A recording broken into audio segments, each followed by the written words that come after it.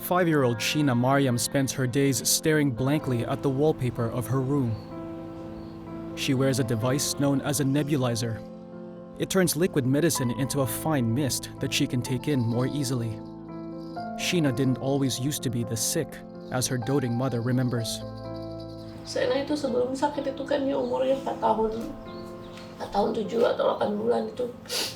Dia itu anaknya sehat, alhamdulillah, dia tuh Masya Allah.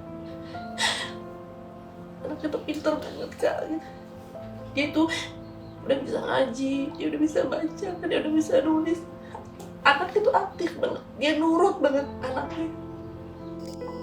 Sheena developed a fever in September 2022 and was prescribed cough syrup. The syrup hurt her far worse than the fever did.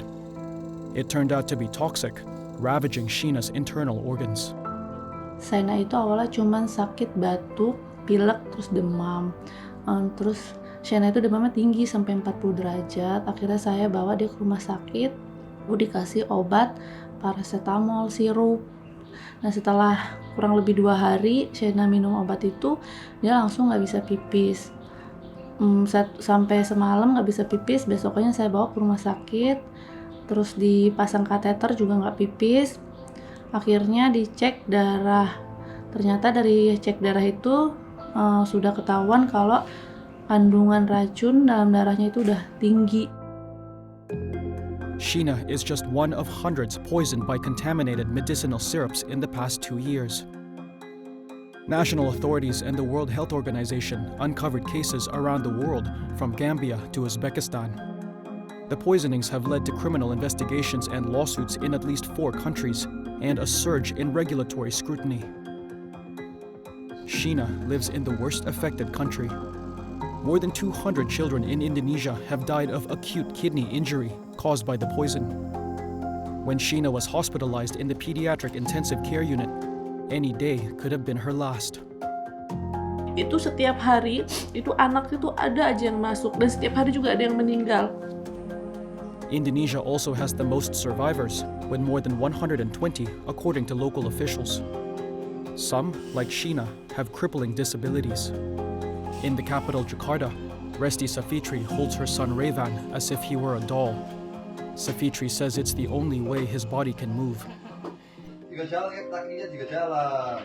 Bahkan di umurnya yang baru 8 bulan sudah belajar mau berjalan, sudah merangkak, sudah dorong-dorong baby walker gitu. Saat ini Revan cuma bisa berbaring aja, bahkan untuk membalikan badannya sendiri pun belum bisa tanpa bantuan dari orang tuanya gitu. Toxins were found in cough syrups made by at least 3 Indonesian drug makers. Safitri still has the medicine her son was given back in May 2022. He was only 9 months old. Now, the toddler requires round-the-clock care. It wasn't until months later that his parents found out why their son had gotten so sick.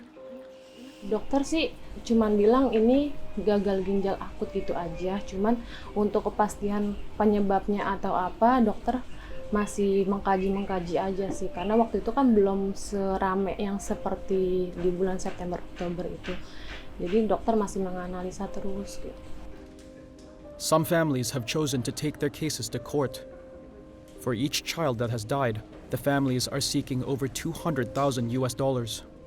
And for each survivor, over $140,000. In November, Indonesia's justice system began handing down jail terms to some officials involved. But talks over who's to blame, companies or Indonesia's government, have ended in deadlock. Siti Habibah represents more than 30 families in the lawsuit. Apa perusahaan farmasi merasa ini adalah keteledoran pemerintah, sementara pemerintah merasa sudah melakukan hal yang terbaik, tapi ini adalah keteledoran dari pihak farmasi gitu, sehingga tidak ketemu titiknya. Indonesia's health ministry said in November that for every family of a child that has died, it would provide $3,200 US. For survivors, that amount went up to almost $4,000. But a spokesperson for families in the suit said they had yet to receive any compensation. Safitri and her husband moved in with her mother to alleviate costs. They say they earn almost $400 US a month, but spend almost $300 on Rayvan's medical costs. Sheena's mother, Desi, said she struggles to pay for her daughter's hospital visits. This room for rent sign means she's even had to put her home up as collateral for a loan.